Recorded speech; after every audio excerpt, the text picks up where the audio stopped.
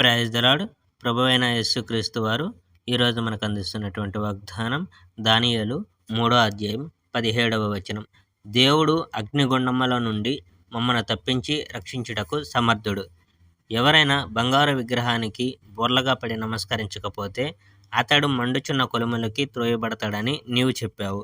రాజా, నీ ఆజ్ఞ ప్రకారం నడవని యూదులు కొందరున్నారు. బబులోను రాజ్యంలో ఆ యూదులను నీవు ముఖ్యోద్యోగులుగా నియమించావు. వారు షద్రకు, మేషాకు, అబేద్నెగోలు.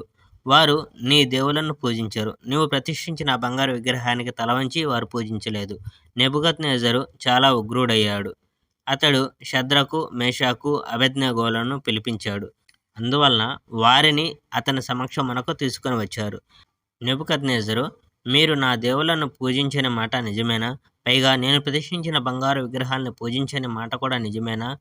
కొమ్ముబూరలు, పిల్లనగ్రోవులు, సింఫోనియా, విపంచిక, తిత్తిబూరలు మొదలైన వాద్యధ్వనులు వినగానే మీరు బోర్లపడి బంగారు విగ్రహాల్ని పూజించాలి. నేను ప్రతిష్ఠించిన ఆ విగ్రహాన్ని మీరు పూజించేందుకు సిద్ధపడితే అది మంచిది. మీరు పూజించకపోతే మిమ్మల్ని వెంటనే మండుతున్న కొలుములోకి తోసివేస్తారు. అప్పుడు ఏ దేవుడు కూడా నా అధికారం నుంచి మిమ్మల్ని కాపాడలేడు. షద్రకు, మేషాకు, అబేద్నెగోలు రాజుకు ఇలా ప్రత్యుత్తరం ఇచ్చారు. నెబుకద్నెజరు, ఈ విషయాలు మీకు మేము వివరించవలసిన అవసరం లేదు. మీరు మమ్మల్ని మండుతున్న కొలుములోకి తోసివేస్తే మేము నమ్ముకున్న మా దేవుడే మమ్మల్ని రక్షిస్తాడు, మరియు ఆయనకు ఇష్టం కలిగితే మీ అధికారం నుంచి మమ్మల్ని కాపాడుతాడు.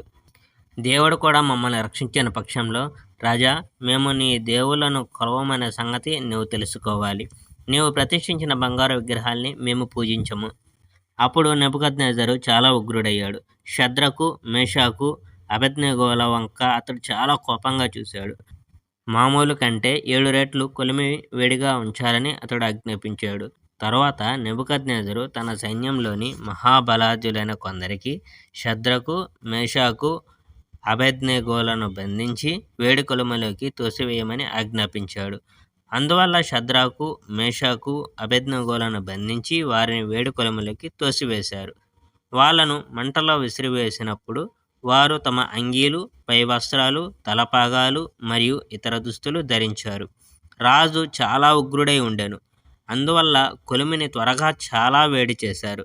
ఆ మంటలు ఎంత వేడిగా ఉన్నాయంటే ఆ మహాబలవంతులైన సైనికుల్ని కూడా కాల్చివేస్తాయి.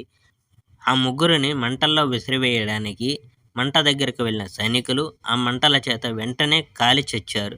షద్రకు, మేషాకు, అబేద్నెగోలను గట్టిగా బంధించి మంటల్లోకి త్రోసివేశారు. తరువాత నెబుకద్నెజరు జరిగింది చూసి ఆశ్చర్యపడ్డాడు. తన సలహాదారుని పిలిచి, మనం ముగ్గురినే బంధించి మంటల్లోకి త్రోసివేశాం కదా అని అడిగాడు. చిత్తం ప్రభు అని సలహాదారులు బదులు చెప్పారు.